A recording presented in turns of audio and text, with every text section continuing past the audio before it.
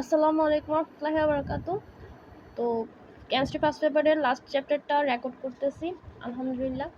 তো কিছু জিনিস বলার ছিল। আসলে তোমাদের সামনে তো গুচ্ছ পরীক্ষা না, মেবি আর 7 দিন আছে। এখন 7 দিনে 7-8 দিন যা আছে আর কি, ইনশাল্লাহ যেভাবে পারি কেমিস্ট্রি সেকেন্ড পেপার শেষ করে দিব।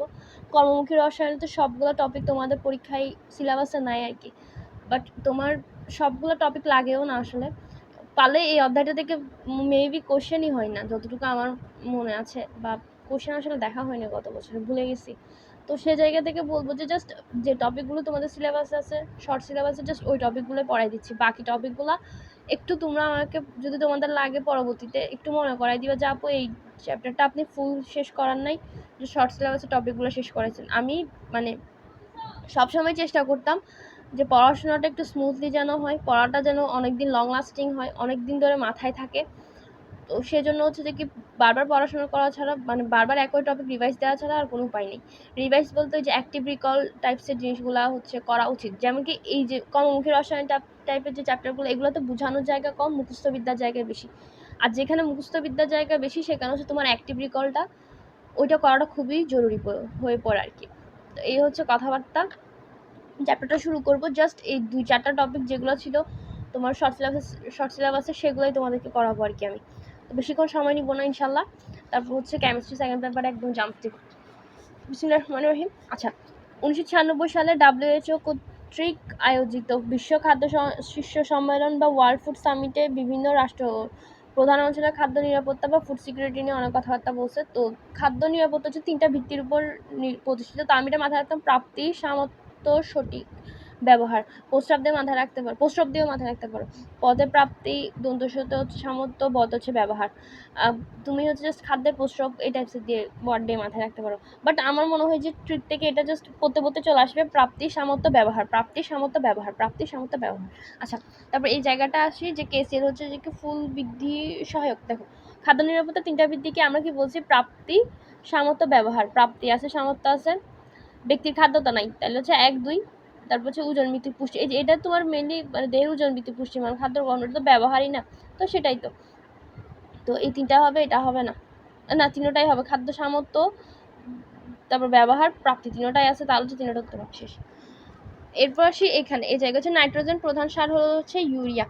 তারপর এছাড়া হচ্ছে অ্যামোনিয়াম নাইট্রেট, অ্যামোনিয়াম সালফেট, এগুলো আছে। তো অ্যামোনিয়া রিলেটেড যা যা পাবা নাইট্রোজেন যুক্ত, সেগুলো হচ্ছে যে কি বৃদ্ধিতে সহায়ক। এরপর হচ্ছে ফসফরাসের বিভিন্ন সার, টিএসপি বা মনোক্যালসিয়াম ডাইহাইড্রোজেন ফসফেট, ডাইঅ্যামোনিয়াম ফসফেট, এগুলো হচ্ছে কি তোমার লাগবে। এগুলো কিসের জন্য লাগবে? মূলের ভিত্তি। আমি জাস্ট এইভাবে লিখতাম, কেপিএন ওয়ার্ডটা লিখবা, কেপিএন, তারপর ফুল ফল মূল উদ্ভিদ, এভাবে সাজাবা। পড়ার সময় এভাবে সাজাবা, কেপিএন। কেতে হচ্ছে ফুল ফল বৃদ্ধি, পিতে হচ্ছে যে মূল বৃদ্ধি, এনে হচ্ছে উদ্ভিদের বৃদ্ধি। ঠিক আছে, দেখছো জিনিসটা কেপিএন দিয়ে মাথায় রাখবা, ফুল ফল মূল উদ্ভিদ, ফুল ফল মূল উদ্ভিদ, কেপিএন, ফুল ফল মূল উদ্ভিদ, এভাবে পড়বা। আর পটাশিয়াম যুক্ত সার হচ্ছে তোমার muriate of potash, KCR, potassium nitrate, KNO3, এরা হচ্ছে উদ্ভিদের ফুল ফল বৃদ্ধিতে সহায়ক। আর হচ্ছে যে কি জমির ফসলকে পোকামাকড় যেন নষ্ট করতে না পারে, এই জন্য রসায়নবিদরা তৈরি করেছে পোকা ধ্বংসকারী বিষাক্ত রাসায়নিক পদার্থ, এদেরকে ইনসেক্টিসাইড বলে। এগুলা গেছে। তারপর খাদ্যের টক্সিন মিশ্রিত হওয়াকে ফুড পয়জনিং বলা হয়। মানে বাতাসের তাপমাত্রা, আর্দ্রতা পরিবর্তনে ওইসব ক্ষতিকর জীবাণু বা ছত্রাকের বৃদ্ধি ঘটে এবং দেহ থেকে নিঃসৃত উৎসেচকের পরিমাণ বৃদ্ধি ঘটে। এই উৎসেচকে থাকে একদম বিষাক্ত উপাদান। তো এই বিষাক্ত উপাদানগুলো হচ্ছে টক্সিন বলবো। টক্সিন মিশ্রিত খাদ্যকে হচ্ছে যে কি তোমার ফুড পয়জনিং বলা হয়। এইটা কিন্তু খুবই ডেঞ্জারাস, হ্যাঁ, ফুড পয়জনিং জিনিসটা। আচ্ছা, ক্যালসিয়াম কার্বাইড, CaC2 গুঁড়া ও ফরমালিন দ্রবণ পচন রোধক বা প্রিজারভেটিভ হিসেবে ব্যবহার করা হচ্ছে। আর যারা অসৎ ব্যবসায়ী তারা ইউজ করতেছে। অসৎরা তো তোমার সবসময় চেষ্টা করবে খারাপ জিনিসগুলো ইউজ করা। ওদের তো ধরো যে কোনো ক্ষেত্রে যারা মানে মানুষটা অসৎ মানে হচ্ছে সে তোমার নিজের স্বার্থ ছাড়া অন্যের স্বার্থটা বুঝবে, এই জিনিসটা চিন্তা করাটা আসলে বোকামি। তো CaC2 ও ফরমালিন ব্যবহার হচ্ছে যে কি তোমার নিষিদ্ধ, এগুলো গেছে। এবার প্রিজারভেটিভস নিয়েও কিছু কথাবার্তা আছে। খাদ্য বস্তুর প্রাণী উপস্থিতি এবং 30 থেকে 45 ডিগ্রি সেলসিয়াস তাপমাত্রার ব্যাকটেরিয়া বৃদ্ধি এবং এদের উৎসেচক ক্রিয়া ত্বরান্বিত করার জন্য খুবই উপযোগী অবস্থা। ফলে এই অবস্থা খাদ্যবস্তুকে দ্রুত পচনে প্রভাবিত করে, মূলত পচন হয়ে হচ্ছে কি লিপিডের। তো এখানে কিছু কারণ আছে, আমি জাস্ট মাথায় রাখতাম জীবাণু, অক্সিজেনের উপস্থিতি আর হচ্ছে ধাতব আয়ন। এই 3টা ওয়ার্ড মাথায় রাখতাম: জীবাণু, অক্সিজেনের উপস্থিতি, ধাতব আয়নের প্রভাব। হ্যাঁ, তো মেনলি হচ্ছে যে কি জীবাণুতে কি হয়, জীবাণু দ্বারা পচন হবে। জীবাণু কোনগুলো? Bacteria, east, mould. তারপর এনজাইম কি হয়েছে, এনজাইম বা উৎসেচকের প্রভাবে অক্সিজেনের উপস্থিতিতে হচ্ছে যে কি জারণ বা বিযোজন হবে। আর ধাতব আয়নের প্রভাবে হচ্ছে তৈল চর্বিযুক্ত খাদ্যবস্তু জারণ বিচরণ হয়। এবার দেখো খাদ্য পচনের উপযোগী অবস্থা কোনটা। খাদ্যে পানি থাকা বসি থাকবে, পানি কিন্তু তোমার হচ্ছে যে পচনের একটা মানে হেল্প করে আর কি। তাপমাত্রা 45°C, তাপমাত্রার কথা তো আমরা পড়ি নাই, 45°C কথা পড়ি নাই, 30 থেকে 45° পড়ছি। 45°C বেশি থাকে এটা হবে না, তাহলে হচ্ছে 1 ও 2 হবে। ছত্রাকার খাদ্যে পানি থাকে। দেখো এই এমসিকিউ গুলো কেন সলভ করা লাগে জানো? যাতে তোমার তিনোটা কনসেপ্ট মাথায় আছে কিনা সেটা বোঝার জন্য।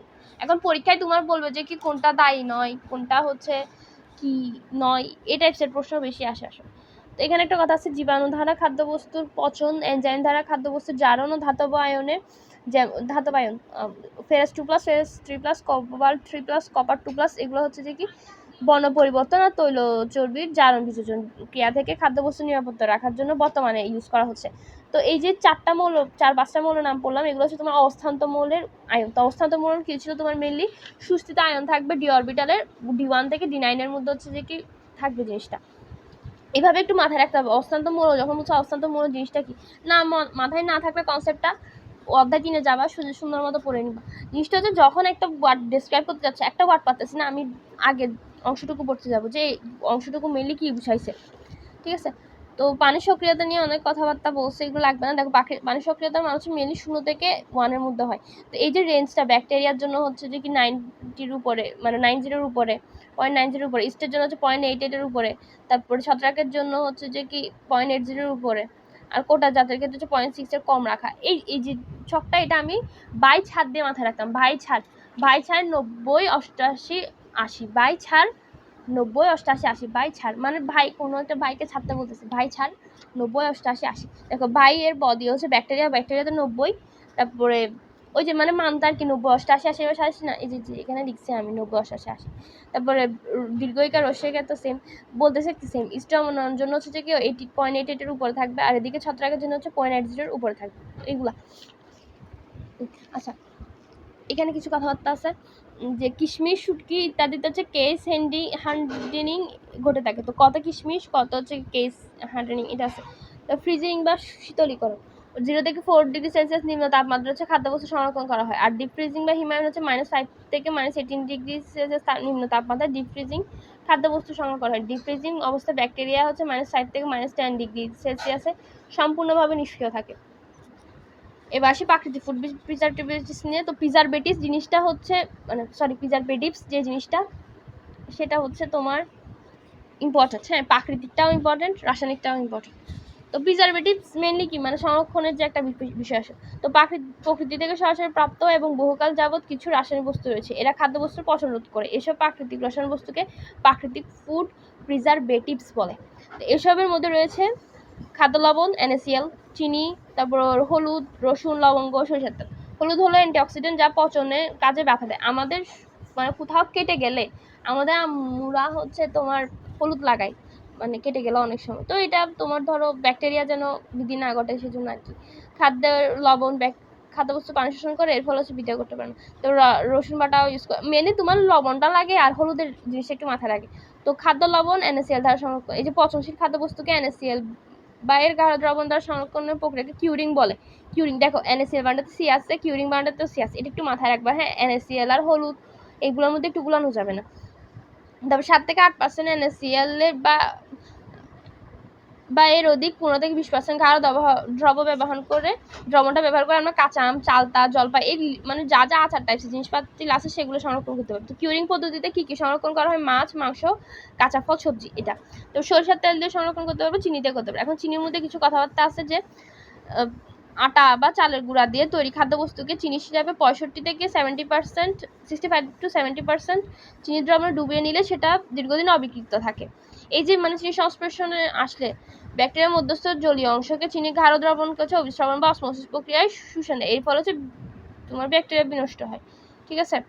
কোষের মধ্যস্থ হচ্ছে যে জলীয় অংশ চিনি গাঢ় দ্রবণ, ওটা হচ্ছে শুষে নেবে, এই জন্য হচ্ছে যে কি এটা ব্যাকটেরিয়া অসমোসিস বলবো আর কি। তো 3টা কথাবার্তা আছে, খাদ্য লবণ, সরিষার তেল, চিনি, এই 3টা জিনিস দ্বারা হচ্ছে তোমার সংরক্ষিত হবে। চিনির ক্ষেত্রে হচ্ছে অসমোসিস বিক্রিয়া হবে। খাদ্য লবণ হচ্ছে কিউরিং একটা ওয়ার্ড করছি, ব্যাস আর কিছু মাথা রাখার দরকার নেই। এবার হচ্ছে আচার তৈরি।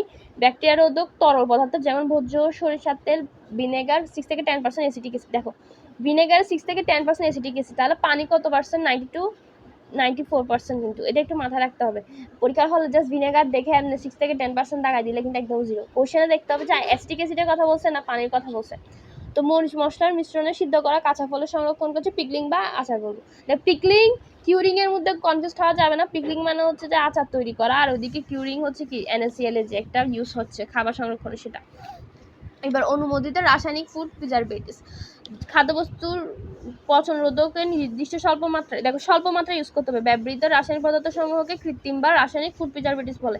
তিনটা শ্রেণী আছে, মাইক্রোবায়াল এজেন্ট, তারপর অ্যান্টিঅক্সিডেন্ট এজেন্ট, আর হচ্ছে কিলেটিন এজেন্ট। অ্যান্টি কিলার দিয়ে মাথায় রাখে সবগুলো অ্যান্টি আছে, আর এদিকে কিলেটিন কিলার আছে। তিনটা নাম একটু ভুলা যাবে না, অ্যান্টি কিলার দিয়ে মাথায় রাখবো শেষ। এবার অ্যান্টিমাইক্রোবায়াল কি মাইক্রোবারটা যখন পাচ্ছি তাহলে হচ্ছে যে কি মানে কিছু একটা আছে মাইক্রো রিলেটেড। অ্যান্টিমাইক্রোবায়াল রাসায়নিক প্রিজারভেটিভস ব্যাকটেরিয়া ইস্ট মোড বৃদ্ধি প্রতিহত করে, মানে বাধা দেয়। এসব রাসায়নিক পদার্থ মাইক্রো অর্গানিজম কোষে মেমব্রেন ফাটায়। দেখো মত মাইক্রোবায়াল, মত হচ্ছে মেমব্রেন ফাটানো। তো মেমব্রেন ফাটানোর কাজটা কে করতেছে? মেনলি অ্যান্টিমাইক্রোবায়াল করতেছে, কোষে ফেটে দেয়, আর এগুলো হচ্ছে এনজাইমিক ক্রিয়া রোধ করে থাকে। সব প্রিজারভেটিভ হচ্ছে অম্লধর্মী হয়, অ্যাসিডীয় হয়। তো অ্যান্টিমাইক্রোবায়ালের যে উদাহরণগুলো সেগুলো দেখবা সবগুলোতে নইলে ট থাকবে, নইলে অ্যাসিড থাকবে, নইলে SO2 থাকবে। ট অ্যাসিড SO2, ঠিক আছে। দেখো সোডিয়াম বেঞ্জয়েড অ্যাসিড, ট আছে অ্যাসিড আছে। Potassium sorbate, sodium sorbate, calcium sorbate, KCN last ট আছে সবগুলো, দেখছো। সাইট্রিক অ্যাসিড অ্যাসিড আছে, অ্যাসিটিক অ্যাসিড আছে, ক্যালসিয়াম প্রোপানয়েড ট আছে, নাইট্রেটে ট আছে, নাইট্রাইট লবণের ট আছে, সালফাইটে ট আছে, আর SO2 গ্যাস। তাহলে যদি অ্যান্টিমাইক্রোবায়ালের উদাহরণ জিজ্ঞাসা করে আমরা চোখ বন্ধ করে দেখবো না, চোখ খোলা রেখে দেখবো যে ট আছে নাকি অ্যাসিড আছে নাকি হচ্ছে তোমার SO2 আছে। যদি থাকে ঠিক আছে, বিসমিল্লাহ দাগাই দিছি, শেষ হয়ে যাবে। তো সাইট্রিক অ্যাসিডের কঠিন এমপিডি হচ্ছে যে কি মানে মেল্টিং পয়েন্টটা হচ্ছে যে কি 153 ডিগ্রি সেলসিয়াস। অ্যাসিটিক অ্যাসিডেরটা হচ্ছে যে boiling point 118 degree Celsius. Temperature লাগে না, তুমি নাম মানে সংকেতগুলো একটু দেখে নিতে পারো, বাট এটা একটু মাথায় রাখবা অ্যান্টিমাইক্রোবায়ালের উদাহরণ কোনগুলো। তো ব্যাকটেরিয়া জন্মানোর ক্ষেত্রে আমরা কি বলছি? ভাই ছাড়। তো খাদ্য উপাদান পানি থাকা, খাদ্যের pH 4.5, ঠিক আছে, তিনটা হবে না। আচ্ছা, রাসায়নিক প্রিজারভেটিভসের কিছু বৈশিষ্ট্য আছে, যে দুর্বল জৈব কার্বক্সিলিক অ্যাসিড ও এদের লবণ, এবং নাইট্রাস অ্যাসিড, সালফিউরাস অ্যাসিডের লবণ। প্রিজারভেটিভ মেইনলি কি এটা একটু মাথায় রাখতে হবে, জৈব কার্বক্সিলিক অ্যাসিড, তারপর হচ্ছে এদের লবণ হবে, আর নাইট্রাস অ্যাসিড হবে, আর হচ্ছে কি সালফিউরাস অ্যাসিডের লবণ হবে, সালফিউরাস। আচ্ছা, এগুলো লাগতেছে না। অ্যাসিডের মধ্যে pH এর মান হচ্ছে যে CH3COOH 4.74, আর সাইট্রিক অ্যাসিড হচ্ছে 3.14। এই দুটা মান একদম মানে মাথার মধ্যে থেকে কোনোভাবে যাওয়া যাবে না, এই হচ্ছে কথাটা। এবার হচ্ছে সোডিয়াম বেঞ্জয়েড আর বেঞ্জয়িক অ্যাসিড। সোডিয়াম বেঞ্জয়েড কি? বেঞ্জয়িক অ্যাসিডের লবণ। বেঞ্জয়িক অ্যাসিডের লবণটা যদি তুমি কোনো একটা মানে NaOH টাইপের জিনিস দিয়ে তুমি প্রতিস্থাপন করো CH3COOH কে, তো ওইখানে তোমার প্রতিস্থাপিত হবে না, সেটাই। তো যখন বেঞ্জয়িক বলতেছি বেঞ্জিন ইউজ হবে, তো বেঞ্জিনে তোমার সংকেতটা কি মানে C6H6 না। তো বেঞ্জয়িক অ্যাসিডের হচ্ছে যে কি C6H5COOH। তো ওইখানে যখন তুমি NOH টা যুক্ত করবা তখন C6H5COOH হবে, আর এদিকে হচ্ছে তোমার H2O টাইপসের কিছু হবে আর কি। তো C6H5COOH এগুলো হচ্ছে সংকেত, আণবিক সংকেত। আর এখানে একটা কথা আছে, উভয় যৌগ হচ্ছে অ্যান্টিমাইক্রোবায়াল, অর্থাৎ বেঞ্জয়িক অ্যাসিড বা লবণ সংশ্লিষ্ট মাইক্রো অর্গানিজমস বা ক্ষতিকর জীবাণু হচ্ছে মারা যাবে। এটা একটু কথাবার্তা। তবে অ্যান্টিব্যাকটেরিয়াল কার্যকারিতা, সোডিয়াম বেঞ্জয়েড ও বেঞ্জয়িক অ্যাসিডের pH হচ্ছে 4.2, তাই এদেরকে হচ্ছে যে অ্যান্টিমাইক্রোবায়াল কার্যকারিতা pH 4.5 এর নিচে থাকে। দেখো যে তোমার অ্যান্টিমাইক্রোবায়াল এটার কারণে হচ্ছে যে কি কার্যকারিতা 4.5 এর নিচে বেশি থাকতে হবে। তার মধ্যে সোডিয়াম বেঞ্জয়েডের বেঞ্জয়িক অ্যাসিডের মান কি? pH এর মান যদি 4.2, তাহলে হচ্ছে মাইক্রোবায়ালের যে রেঞ্জটা সেটাই 4.5 এর নিচে হতে হবে, এটাই। তারপর প্রিজারভেটিভস এদের অনুমোদিত ব্যবহার সর্বাধিক মাত্রা 0.1%। বিশ্বাস করো পরীক্ষার হলে টিচাররা ডাইরেক্ট 0.01% বসাইতে যায়। এই এক জিনিস আমি জীবনে কয়বার ভুল করছি আমার ধারণা নেই। তুমি জাস্ট মাথায় রাখো 0 পরে 1 আসে, কিছু আসে না, তো 0.1% শেষ। অনুরূপভাবে বেঞ্জয়িক অ্যাসিডের প্রতিস্থাপিত যৌগ মিথক্সি বেঞ্জয়িক অ্যাসিড ও paramethyl benzoic acid. Methoxy benzoic acid মানে তোমার বেঞ্জিন থেকে তো বেঞ্জয়িক অ্যাসিডের একটা প্রতিস্থাপন হলো, ভালো কথা। তবে ওটার সাথে মিথক্সি যুক্ত করবো আমরা, মিথক্সি অক্সি এগুলো নিয়ে আমরা হচ্ছে যখন জৈব যৌগ করবো তখন ভালো মতো পড়বো। প্যারামিথাইল বেঞ্জয়িক অ্যাসিড, প্যারা জিনিসটা কেন নাম দিছে সেগুলো নিয়ে হচ্ছে জৈব যৌগ, তাই পড়াই দিব না এখন, এগুলো নিয়ে মাথা নষ্ট করার দরকার নেই। দেখো প্যারাহাইড্রক্সি বেঞ্জয়িক অ্যাসিডের কিছু সংখ্যক অ্যাস্টাপ্যারাবোন নামক কসমেটিক ওষুধ শিল্পে এবং খাদ্য সংরক্ষণে ব্যবহৃত হচ্ছে। কিসে কিসে? কসমেটিক, ওষুধ শিল্প, খাদ্য সংরক্ষণ। দেখো আমি হচ্ছে যখন পড়াশোনা করতাম তখন উদাহরণ টাইপস জিনিসগুলো এগুলো একটুভাবে লিখে রাখতাম, 1 2 3 হাতে গুনতাম। কসমেটিক, ওষুধ শিল্প, খাদ্য সংরক্ষণ, কসমেটিক, ওষুধ শিল্প, খাদ্য সংরক্ষণ। কি আছে? হাইড্রোক্সি বেঞ্জোইক অ্যাসিডের কিছু সংখ্যক অ্যাস্টাপ্যারাবেন আছে, এটা তো 0.1% কম ইউজ হবে। তো এই লাইনটা একটু লাগে, এই 2 লাইন থেকে আল্লাহ জানে আমি আমার জীবনে কতবার ভুল করছি। আচ্ছা, ব্রেস্ট ক্যান্সারের টিউমারের প্রতি গ্রামে টিস্যুতে 2 × 10 গ্রাম এসব প্যারাবোন উপস্থিত রয়েছে। ব্রেস্ট ক্যান্সারের টিউমারের প্রতি গ্রামে, ব্রেস্ট ক্যান্সারের যেটা তোমার টিউমারে সেখানে 2 × 10⁻৯ গ্রাম আছে, গ্রাম। তারপর এসব প্যারাবোন কৃত্রিম ইস্ট্রোজেন নামক হরমোন তৈরি করে। কোনটা তৈরি করে? ইস্ট্রোজেন তৈরি করে। কি এটা কীরকম? কৃত্রিম, কিন্তু কৃত্রিম, যা হচ্ছে ব্রেস্ট ক্যান্সার ও বালিকাদের অগ্রিম বয়সন্ধিকাল ঘটতে ভূমিকা রাখে। তো ব্রেস্ট ক্যান্সারের হচ্ছে যে কি যেটা ভূমিকা রাখে সেটা হচ্ছে কি প্যারাবোনের ইস্ট্রোজেনটা আর কি। সরবিক অ্যাসিডের সঙ্গে আছে 6H8O2, এগুলো লাগবে না। দেখো ভিনেগার হচ্ছে 6 থেকে 10%, অ্যাসিটিক অ্যাসিডের ব্যাকটেরিয়া দমন ক্ষমতা pH এর মান 4.8 পর্যন্ত থাকে। মানে ভিনেগার হচ্ছে তোমার 4.8 পর্যন্ত কার্যকর থাকে pH, এটা। তো বেঞ্জয়েড লবণের মতো সরবেট লবণ সবগুলো হচ্ছে কি 0.1% হাইস্ট ইউজ করতে পারবো। পটাশিয়াম সরবেট লবণ যেটা সেটা হচ্ছে দই, মিষ্টি, পনির, মাখন, বেকারি এগুলোর ক্ষেত্রে ইউজ হয়। আর নাইট্রেট যেটা আমরা পড়ছিলাম সেগুলো হচ্ছে তোমার মাংস টাইপসের খাবার দাবারগুলো সংরক্ষণ করে। অ্যাসিটিক অ্যাসিডের pH-টা লাগবে 4.75। তারপরে ক্যালসিয়াম প্রোপানয়েডের ক্ষেত্রে একটা জিনিস লাগবে, পাউরুটি, বিস্কুট, দুগ্ধজাত পনির এগুলো। দেখো আমরা ক্যালসিয়াম জিনিসটা দুধের মধ্যে পাই কিন্তু, হ্যাঁ, তো দুধ, পনির এগুলো তোমার এক জায়গা থেকে আসছে, তাই না? দেখো দুধ দিয়ে তো আমরা মেনলি পাউরুটি মেকানিজমটা করি, তারপর বিস্কুটের মেকানিজমের কিন্তু তোমার দুধ লাগে।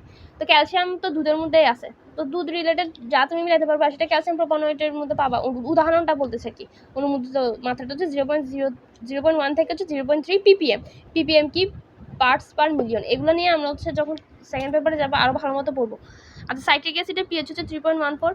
নাইট্রেট আর নাইট্রেট লবণ এটা জারক পদার্থ KNO3, KNO2, NaNO3, NaNO2 যত রকমের নাইট্রেট লবণ আছে সেগুলো হচ্ছে কী করবে? মিলে ক্লোস্ট্রিডিয়াম বোটুলিনের কোষ মেমব্রেন ফাটাবে। দেখো ওইখানে কি হচ্ছে? মাইক্রোবায়ালের মেমব্রেন ফাটাচ্ছে, এখানে কি করতেছে? ক্লোস্ট্রিডিয়াম বোটুলিনিয়ামের করতেছে।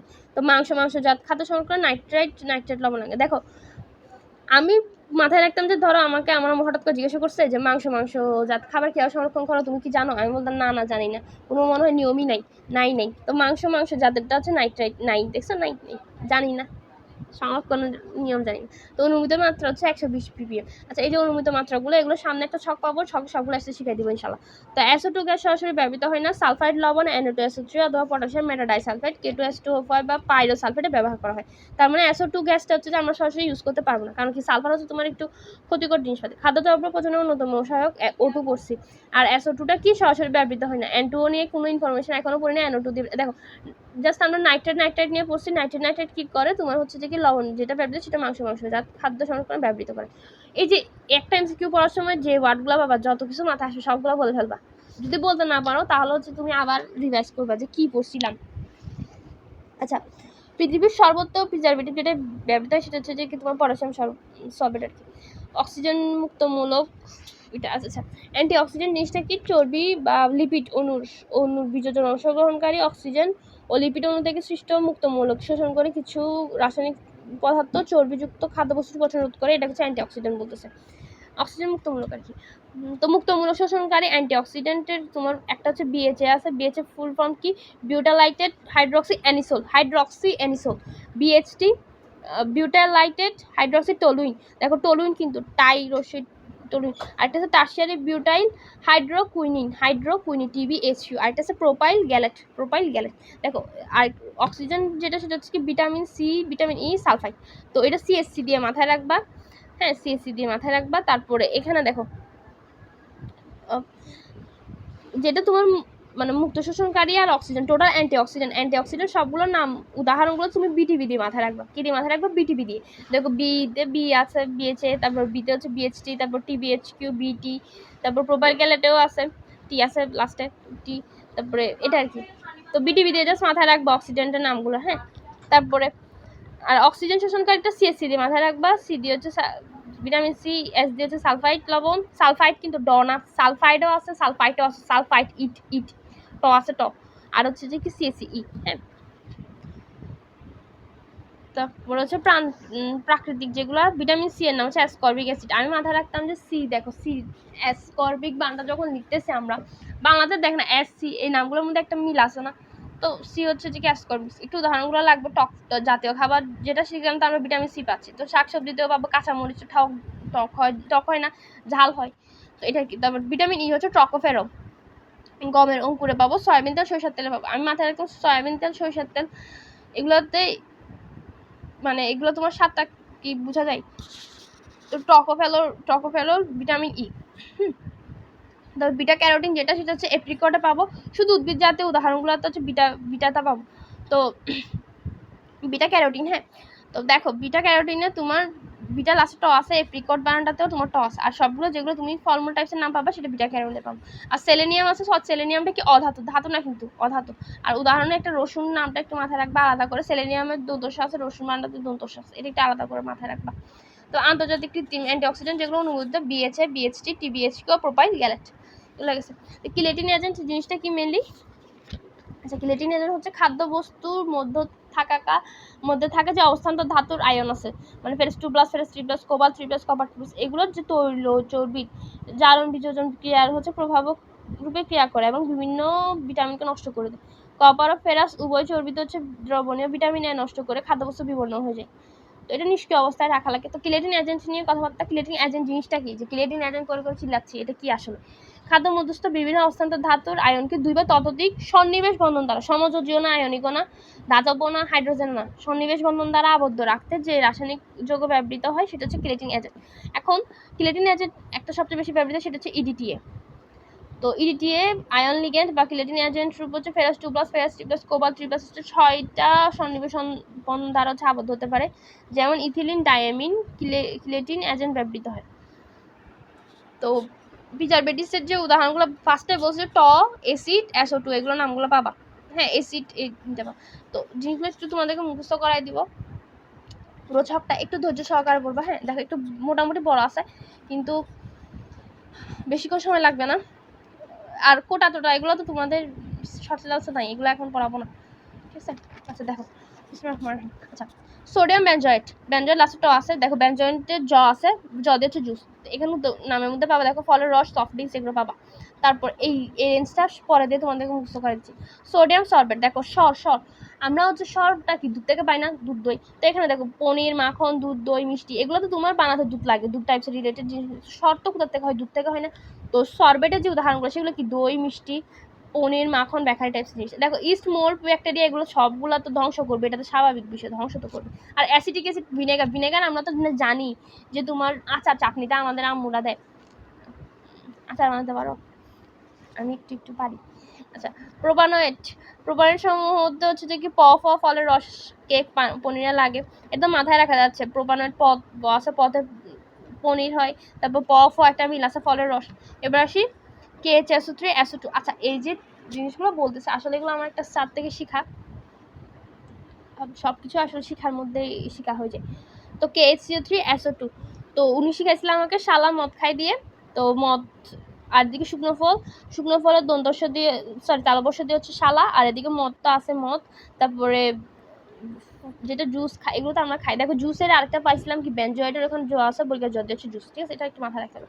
তো KHSO3 আর SO2 এর যে উদাহরণগুলা সেগুলো হচ্ছে তুমি এটা দিয়ে মাথায় রাখবা। আবার দেখো এগুলো দেখো ট্রিক শিখতে গিয়ে কিসের জন্য শিখছো সেটা বলা যাবে না। শালা বান্ডারের মধ্যে কিন্তু তালবস্য দন্তস্ব ফিল পাচ্ছে, তো SO2 শালা, তালবস্য দিয়ে SO2 এর ওটা বোঝা যাবে। আবার তালবস্য হচ্ছে শুকনো ফল, ঠিক আছে? আবার খাইয়ের ওখানে এটা কি তোমার মানে পটাশিয়াম না, পটাশিয়াম কিন্তু আমরা কে দিয়ে প্রকাশ করি। তো এখন আপাতত পড়ো না ওটা, খাই ক খ, কে খ এইভাবে পড়ো, সমস্যা নেই তো, ঠিক আছে? শালা মদ খাই দিয়ে মাথায় রাখবো। এরপর সাইট্রিক অ্যাসিড, এটা তো বলছিলাম আমি যে মাছ মাংস। এরপর NaNO3 নাইট্রেট লবণ কি মাছ মাংস সংরক্ষণ লাগে। দেখো আবার আমরা বলি মানুষ হচ্ছে যে কি তোমার মাছ মাংস খায়, তাই না? আমরা মাছ মাংস খাই। আমাদের নামের মধ্যে দেখো মানুষ ম আছে এম, হ্যাঁ, যখন আমরা লিখবো মানুষ তো এম আছে, আবার এনও আছে। মানুষ দন্ত নো এন, একটা মিল আছে না, মানুষ, ঠিক আছে? তাহলে মানুষ হচ্ছে মাছ মাংস খায়। NaNO3 আর NO2 মানে নাইট্রেট আর নাইট্রেট যে লবণগুলা, ট্রাইট্রেট যা আছে আর কি নাই, তো ওগুলো হচ্ছে তোমার মাছ মাংসের মধ্যে উদাহরণ পাবো। আর দেখো এখানে ক্লোস্ট্রিডিয়াম বোটুলিনাম নাশক হচ্ছে যে হইতে হবে আর কি শ্রেণীটা। এবার সে অ্যান্টিঅক্সিডেন্টের উদাহরণগুলো কী ছিল, বিএসটি, বিএচএ, টিবিএচইউ। তো বিএসটি এর হচ্ছে যে কি টলুইন, মানে বিউটাইলেটেড হাইড্রোক্সি টলুইন। তো আলু, ক্যান্ডি, জেলি, চুইংগাম এগুলো তো পাবো। তো দেখো সবগুলো তো ল জিনিসটা পাচ্ছি, আলু তো ল আছে, জেলিতে ল আছে, আর চুইংগাম। দেখো আমরা যখন চুইংগাম খাই তখন কি হয়, মানে টানলে ওটা একটু লম্বা হয়ে যায় না? তো টল ও টলুইন টানা এগুলো একটু মিল আছে না? তারপর বিউটাইলেটেড হাইড্রোক্সি অ্যানিসল ঝলসানো। দেখো এনিসল ঝলসানো, এনিসল ঝলসানো একটু নামটা মনে মিল আছে না? এনি ঝলসানো, এনি দেখছো নামগুলো একটু দেখো তুমি ভালো মতো। ঝলসানো, এনিসল, ঝলসানো মিল আছে না নামগুলোর মধ্যে? এই টাইপসের ওয়ার্ড আগে কি মিল পাইছো? টলুইনের মধ্যে আলু মিল পাচ্ছি। তারপর কুইনিনের হচ্ছে তোমার কিছু অ্যান্টিঅক্সিডেন্ট জাস্ট, আর এই ইয়াটা। তারপর এখানে আসি ইমাসিফিয়ার, যেটা সুগন্ধকারক তো বুঝতেছো। দেখো ইমাসিফিয়ার যেটা, সেটা হচ্ছে লেসিথিন E322 বা হচ্ছে অ্যাসিটিক গ্লিসারিডেড এস্টার। তো এটা বাজারের গুঁড়া দুধ মিশ্রণে ব্যবহৃত হয়। ইমাসিফিয়ারটা কিন্তু ইমাসিফিয়ারের ল আছে, লটা হচ্ছে লেসিথিন। ইমাসিফিয়ার মানে ল আছে, লটা লেসিথিন। আর রঙিন বস্তু এবার হচ্ছে সরবিটাল হচ্ছে E420, তা 420 দিয়ে মাথায় রাখবে। সরবিটাল C6H8O68। আচ্ছা আমি এডিটটা দেখলে কেন জানি না ডায়লগটা এবার বলতে, মানে আমার বলতে ভালো লাগে 420। তো সরবিটাল 420, হ্যাঁ E420। আর এদিকে লেসিথিন হচ্ছে E322। তো বাজারে গুঁড়া দুধে হচ্ছে তুমি লেসিথিন পাবা। আর সরবিটাল হচ্ছে তোমার কিসে, ডায়াবেটিক, চক্র শিশুর দাঁত ক্ষয়রোধ ও রোগীর হিত করে হচ্ছে, হিট করা আর কি, রোগীর জন্য ভালো, এটা বুঝাইছে। আচ্ছা কথা হচ্ছে দেখো আমরা লেসিথিন তা হচ্ছে দুধের মধ্যে মিশাচ্ছি, হ্যাঁ মানে ধরো যে লেসি নামে একটা মেয়ে গুঁড়া দুধ খাইতে বেশি পছন্দ করে, দুধে মিশাচ্ছি। আর বাকি যা ছিল ডায়াবেটিক, চকলেট ওগুলো হচ্ছে সরবিটালের উদাহরণগুলো কেমন আসছে মাথায় থাকবে তো না? একটু রিক্যাপ করাই দিই। সোডিয়াম বেনজয়েড জ আছে যত জুস, তারপর সরবেট সর, দুধ দই রিলেটেড জিনিসপাতি, অ্যাসিটিক অ্যাসিড টক টাইপসের জিনিসপাতি। তারপর প্রোপানয়েড পোষণ পতে হচ্ছে তোমার পনির, তারপর ফর্মিল আছে। এরপর সালাম মদ খাই। এরপর সাইট্রিক অ্যাসিডেরটা হচ্ছে তোমার কি খাদ্য, মাছ মাংস কিন্তু জানি। তারপরে মানুষ হচ্ছে তোমার মাছ মাংস খাই, NaNO3। তারপর এদিকে টলিনের ল আছে, আলু, তারপর তোমার চুইংগাম টানাটানি, তারপর জেলি এগুলো তো পাচ্ছি। তারপর এনিসলের নামটা হচ্ছে ঝলসানো, একটা মিল পাচ্ছে, এনিসল ঝলসালো। তারপর কুইনের ক্ষেত্রে তো কোনো কিছু ছিল না। তারপর ইমাসিফিয়ার, লেসিথিন কি বলছি যে লেসিন নামে একটা মেয়ে গুঁড়া দুধ খাইতে পছন্দ করে, গুঁড়া দুধ। তারপর হচ্ছে যে সরবিটা হচ্ছে বাকি সব কিছু। এবার আসি যে রেঞ্জটা 6 অ্যাসিটিক অ্যাসিড 6 থেকে 10%, এটা তো তোমার মাথায় রাখতেই হবে, এটা তুমি বাধ্য মাথায় রাখার, হ্যাঁ। আর প্রোপানয়েডটা লাগে না তেমন একটা, না সরি প্রোপানয়েডটা তেমন একটা লাগে না। এবার বাকিগুলো তুমি এটা দিয়ে মাথায় রাখবা। কুইন এনি তো পুরাই 100, হ্যাঁ কুইন এনি তো পুরাই 100 না 120, বাকি সব হচ্ছে 200। কি বুঝাইছি দেখো, কুইন, হ্যাঁ দেখো টিয়াটার বিউটাইল হাইড্রোক্সি কুইন হচ্ছে কি 100, পুরাই 100। আমি বলতেছি কুইন তো পুরাই 100, কিন্তু তুমি বলছো না 120। এই যে NaNO3 NaNO2 120, না 120। তাহলে বাকি সব হচ্ছে কি 200। দেখো বাকি সবগুলো 200 কেন, দেখো বিএসটি হচ্ছে 200, সোডিয়াম বেনজয়েড 200, সরবেট 200, তারপরে কেটস SO3 SO2 200, তারপর সাইট্রিক অ্যাসিডও 200, তাই না? দেখছো 200 200 200। তো মাথায় থাকবে তো না যে এনি কুইন তো পুরাই 100, কুইন এনি তো পুরাই 100 না 120, বাকি সবাই 200 পড়তে থাকবা। কুইন এনি তো পুরাই 100 না 120, বাকি সব 200, শেষ। তো এগুলো এই যে বাকি যে টপিকগুলো এগুলো হচ্ছে তোমাদের শর্ট সিলেবাস না, এগুলো এখন পড়ানো যাবে না, কারণ হচ্ছে যে তোমাদের সামনে পরীক্ষা, টু দ্য পয়েন্ট পড়াশোনা করতে হবে। আসলে মল ভিনেগার আসো, হ্যাঁ এই জিনিসটা থেকে আসলে কোশ্চেন আসে, হ্যাঁ এই একটা টপিক থেকে আসলে আমার মনে হয় যে কোশ্চেন না দেওয়াটা স্টুডেন্টদের মনে কষ্ট দেওয়ার মতো। সারা জীবন দেখবা একটা সিকিউ পাই যেতে পারো মল ভিনেগার থেকে। আচ্ছা মল ভিনেগারের মূলনীতিটা একটু বুঝবো। আখ বা খেজুরের রসে 16 থেকে 20% সুক্রোজ থাকবে, চিনি থাকবে C12 S22 O11 কত পার্সেন্ট, 16 থেকে 20%। ইস্ট হচ্ছে যে নিশ্চিত ইনভার্টেজ ও জাইমাস এনজাইমের প্রভাবে সুক্রোজের ফার্মেন্টেশন ঘটে। এটা আমি জামাই দিয়ে মাথায় রাখতাম, মানে ইস্টেক হচ্ছে জামাই, বর্গাযুক্ত জাইমেস, মত হচ্ছে মল্টেজ, রসিত হচ্ছে ইনভার্টেজ, এবার মাথায় রাখছি আর কি। তো এদের প্রথমে ইথানল ও পরে অ্যাসিডোব্যাক্টর, কোন ব্যাকটেরিয়া অ্যাসিডোব্যাক্টর নামক ব্যাকটেরিয়ার প্রভাবে বায়ুতে অক্সিজেন দ্বারা ইথানল জারিত হয়ে ইথানিক অ্যাসিড উৎপন্ন হয়। দেখো অ্যাসিডোব্যাক্টর উৎপন্ন হয় এটা। তো ইথানিক অ্যাসিডের 6 থেকে 10% জড়িত হবে, হচ্ছে আমরা ভিনেগার বলবো, কত পার্সেন্ট, 6 থেকে 10%। ইথানিক অ্যাসিডের কিন্তু, হ্যাঁ এটা। তো মল ভিনেগার পদ্ধতিতে সুক্রোজের আর্দ্র বিশ্লেষণে ইনভার্টেজ এনজাইম ব্যবহৃত হয়। এটা একটু লাইনটা একটু মাথায় রাখবা যে সুক্রোজের আর্দ্র বিশ্লেষণে তোমার ইনভার্টেজ ইউজ হবে, এটা। তারপর হচ্ছে যে জাইমেস এনজাইমের প্রভাবে ইনভার্ট চিন বিয়োজিত হয়ে ইথানল উৎপন্ন হয়। জামাই দিয়ে মাথায় রাখছি। দেখো এই জিনিসটা কিন্তু একটু মাথায় রাখতে হবে। ইনভার্টেসে আমাদের 37°C তোমার ইউজ করতে হবে প্রভাবক হিসাবে। তো চিনিতে গেছে তোমার ইনভার্ট চিনিতে যাবে গ্লুকোজ প্লাস ফ্রুক্টোজকে আমরা একসাথে ইনভার্ট চিনি বলতেছি। আবার ইনভার্ট চিনিকে ইউজ করে মানে গ্লুকোজ প্লাস ফ্রুক্টোজ একসাথে ইউজ করে তোমার 20 থেকে 40% জাইমেস ইউজ করে হচ্ছে ইথানল দিবে। দেখো যখন তোমার ইনভার্ট চিনি থেকে ইথানল নিচ্ছে রসই হ্যাঁ ইনভার্ট চিনি থেকে ইথানল নিচ্ছে তখন তোমার জাইমেস ইউজ করতেছে। আর এমনিতে চিনি থেকে যখন তোমার ইনভার্ট চিনিতে যাচ্ছে সুক্রোজ থেকে যখন তোমার গ্লুকোজ ফ্রুক্টোজে যাচ্ছে তখন ইনভার্টেস ইউজ করছে। এই জিনিসটা একটু ভালো মতো মাথায় গেঁথে ফেলতে হবে।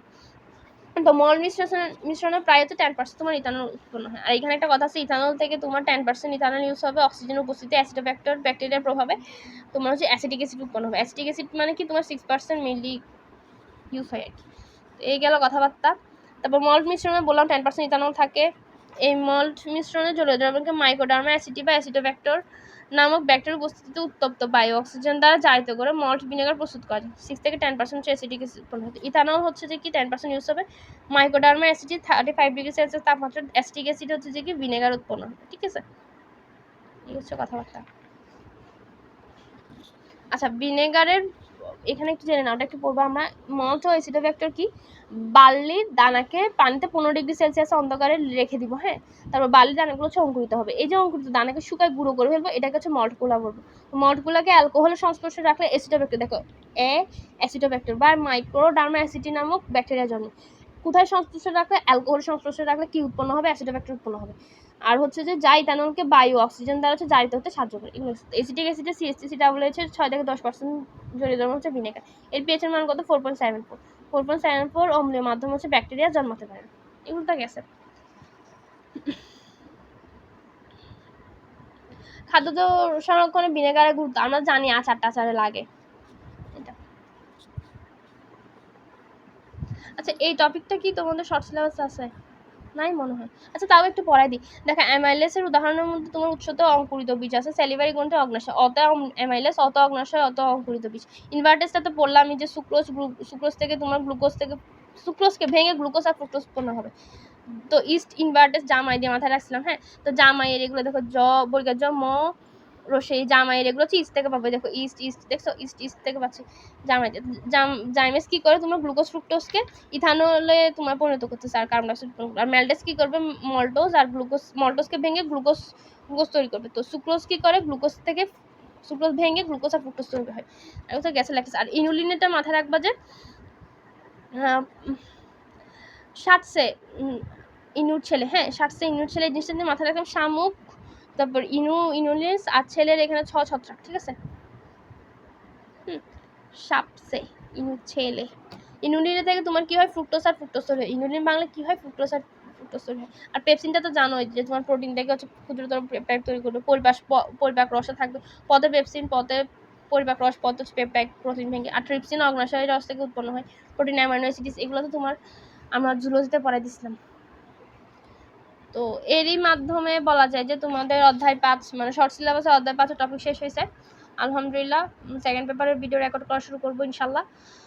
তো ফ্রেন্ডদের জানাবা, আপুর অনুরোধ থাকবে। আর ভিডিওতে লাইক টাইক দিও, শেয়ার টেয়ার দিও যদি পসিবল হয়। আর পরীক্ষার জন্য অনেক অনেক বেশি বেস্ট অফ লাক। অর্গানিক কেমিস্ট্রিতে বেশি বেশি সময় দিবা এই কয়েকদিন। ঠিক আছে, আল্লাহ হাফিজ, পিস।